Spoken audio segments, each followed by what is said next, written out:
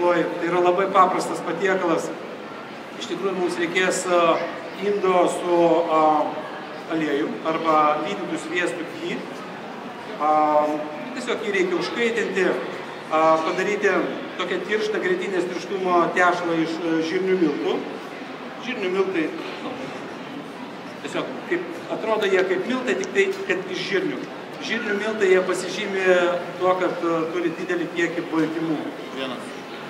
Žodžiu, baltymai tai yra žmogaus organizme maistas raumenims. Jeigu mes privalgom, sakykime, baltymingo maisto kažkokio, drąsiai galima eiti į sporto salę ir mūsų raumenų masė nuo to augs. Žirnių miltus įsisavinimą palengvina daržovės. Čia bus kalafiorai, šparaginės pupelės, brokoliai ir paprika, raudona paprika ir prieskoniai. Žymiai, labai iš karto klausimą. Bet padiskutuokime. Žirniai nepavojingas sporto salėje? Matote,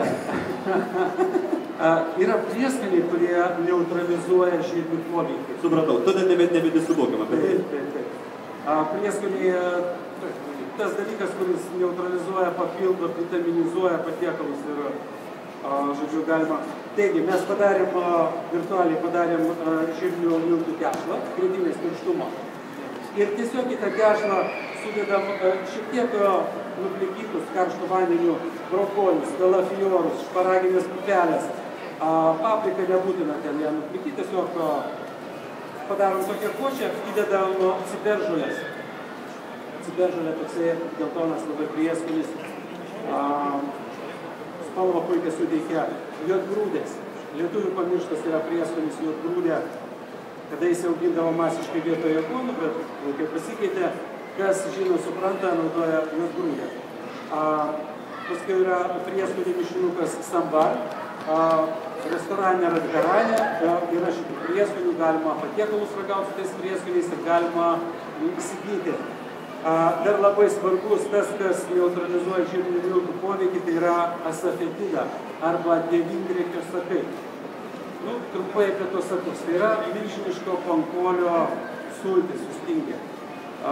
Tas pankolis jis auga Kašmyre, ten aukštikalnėse, jisai virš žmogaus tokio didumo ir tiesiog įpjaunamas į stiebas arba šaknis, išteka sakai ir tie sakai saulėje sustingsta.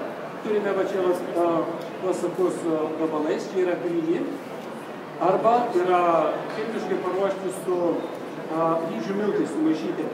Tiesiog tokie milteliai geltoni gaunasi. Jisai turi svogūnų česnako tokį lygiai kvapą, bet po valgio nepalieka to intensyvaus aromato tokio. Taigi, sumaišėm daržovę su žirnių miltais, sudėjom šitos prieskonius, šiek tiek druskos įdėjom, suformuojam tokius, sakykime, galim kažkokį šaukštą didelio ar samčių, semiam tą košę, dedam į įkaitintus riebalus. Dabar aliejų rafinuotą arba valytą lydytą sviestą ghee. Žinot, visi apie tą ghee tikriausiai. Kuo labiau įkaitę riebalai, tuo mažiau mūsų patvoros sugers riebalų. Jos iškeps, bet nebus riebios. Manau, kad galėsite padegustuoti jas ir paskiau.